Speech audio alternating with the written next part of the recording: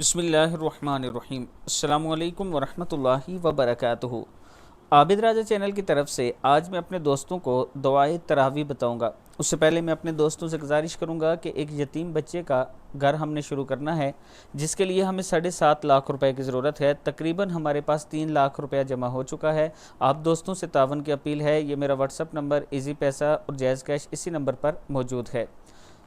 دعائے تراویح کیا ہے؟ بسم اللہ الرحمن الرحیم۔ سبحان ذی الملک والملکوت، سبحان ذی العزت والعظمت والہیبت والقدرت والکبریاء والجبروت، سبحان الملک الحی الذی لا ینام ولا یموت، سبوح قدوس ربنا ورب الملائکۃ والروح، اللہم اجرنا من النار یا مجیر یا مجیر یا مجیر۔